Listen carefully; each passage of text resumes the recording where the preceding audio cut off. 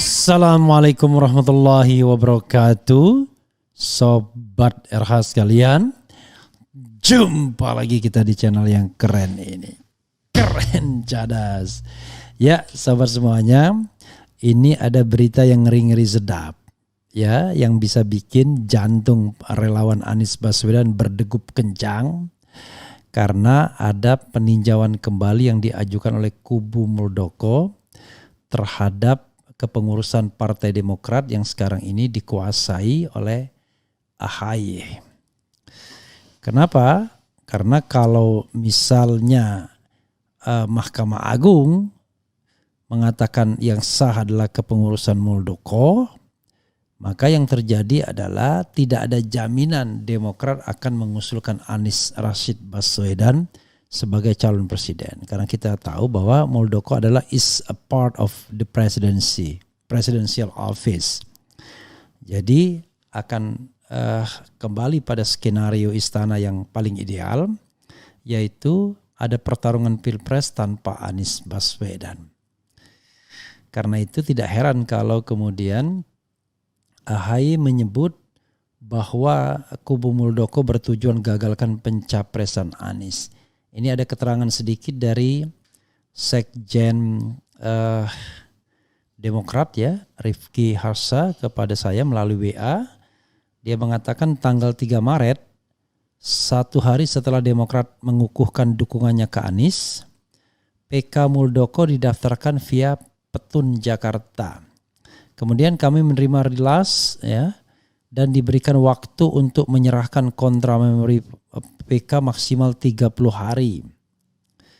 Nah, hari ini Ketum melepas tim hukum Demokrat bersama tim penasihat hukum kami, Hamdan Zulfa dan tim, untuk mengantarkan dokumen tersebut ke MA melalui Petun Jakarta. Jadi maksimal ya, waktu yang diberikan yaitu 30 hari. Hari ini kan tanggal 3, kemudian 3 Maret, ya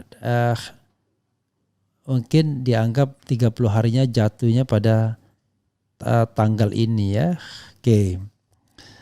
Ini ada beberapa berita. AHY, Muldoko ajukan PK sehari setelah Demokrat usung Anies Capres. Ini ada beritanya. AHY tuding Muldoko ajukan PK untuk gagalkan pencapresan Anies. Muldoko sebut tak tahu soal peninjauan kembali Demokrat. Itu ya, padahal jelas-jelas nggak mungkin dia nggak tahu. Oke, coba kita bacakan. Ya bisa juga dia nggak tahu, tetapi tidak mau tahu atau bagaimana kita tidak tahu. Lama-lama kita ngomong tidak tahu semua. AHY sebut PK kubu Muldoko bertujuan gagalkan pencapresan Anies. Imbasnya. Awalnya memang untuk menguasai Demokrat, tapi sekarang ibaratnya 2 in 1 sudah, menguasai Demokrat sekaligus menggagalkan pencalonan Anies sebagai capres. Kita bacakan ya, Ketua Umum Partai Demokrat Agus Harimurti Yudhoyono AHY menduga kubu Muldoko berupaya menjegal pencalonan Anies Baswedan sebagai capres dengan mengajukan peninjauan kembali PK ke Mahkamah Agung MA. Dia berkata demikian karena kubu Muldoko mengajukan PK pada 3 Maret lalu atau sehari setelah Demokrat mendeklarasikan dukungan kepada Anies Baswedan. PK ini bukan tidak mungkin erat kaitannya dengan kepentingan politik pihak tertentu. Tujuannya jelas menggagalkan pencapresan saudara Anies Baswedan, kata AHY di kantor DPP Partai Demokrat, Posko Perubahan dan Perbaikan, Menteng, Jakarta Pusat, Senin. Dia menganggap ada upaya serius untuk membubarkan Koalisi Perubahan untuk Persatuan KPP, salah satu caranya dengan mengambil alih Demokrat. AHY bicara demikian berdasarkan forum Commander's Call atau apel pimpinan partai. Di antaranya 38 ketua DPD dan 514 ketua DPC, serta 1.800 anggota DPRD provinsi dan kabupaten kota di Indonesia. Apalagi beberapa praktisi hukum mengatakan bahwa proses PK bisa menjadi bagian ruang gelap peradilan. Ada celah untuk masuknya intervensi politik, kata AHY. Dan jika benar ada intervensi politik dalam kaitan manuver KSP Muldoko ini, maka keadilan, hukum, dan demokrasi di negeri Indonesia tercinta ini berada dalam keadaan bahaya atau lampu merah imbuhnya. AHY mengatakan 4 novum baru yang dibawa kubu Muldoko ke Mahkamah Agung bukan hal baru. Menurutnya keempat novum itu telah menjadi bukti persidangan di Petun, Jakarta. Yang banyak novum itu KM 50 sebenarnya. Khususnya dalam perkara nomor 150 yang telah diputus pada 23 November 2021 lalu.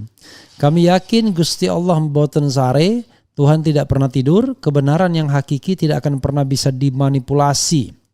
Jika terhadap perilaku oknum penguasa ini pun pimpinan negeri diam dan bahkan cenderung membiarkan, kami juga tidak akan pernah mengeluh, ujar AHY. Sementara itu Muldoko tidak bicara banyak soal peninjauan kembali ke Mahkamah Agung. Dia belum mau bicara banyak mengenai hal tersebut. Yang tadi pertanyaan itu nanti belum dijawab sekarang. Terima kasih, sorry mas, ya, kata Muldoko di Gedung Krida Bakti, Jakarta.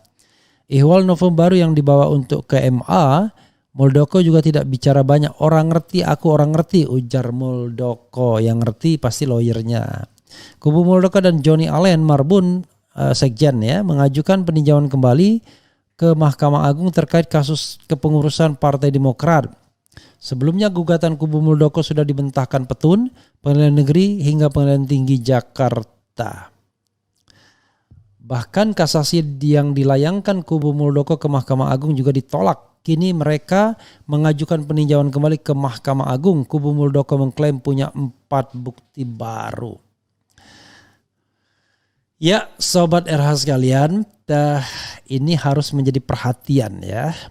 Kalau dulu ya get buy one get one. Kalau sekarang buy one get two. Jadi beli 1 dapat 2 sekarang. Yaitu dapat Demokrat dan menggagalkan pencalonan Anies Baswedan. Itu konsekuensinya yang bisa kita analisis nalar secara logis ya. Kalau sudah begini, maka kita bukan bicara lagi soal hukum, tapi sesuatu di luar hukum tersebut, yaitu bagaimana masyarakat keep on eye, ya, membuka mata, bahkan tentu memberikan political pressure atau paling tidak psychological pressure ya, yaitu tekanan psikologis kepada Mahkamah Agung agar tidak mengabulkan permohonan ini. Kenapa begitu?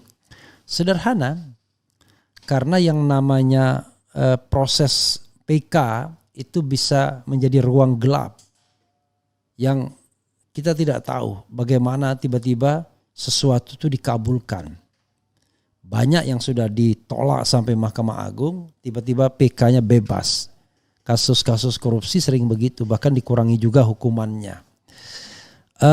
Sobat semuanya, ini patut menjadi perhatian para relawan dan siapapun yang ingin menegakkan demokrasi. Ya, kalau saya bukan untuk Demokrat itu sendiri, tapi untuk demokrasi Indonesia, karena kebetulan Partai Demokrat adalah satu dari 3 partai yang mencalonkan sosok Anies Baswedan. Not because of Anies Baswedan himself, tetapi karena sosok ini adalah mewakili sebuah arus pertarungan.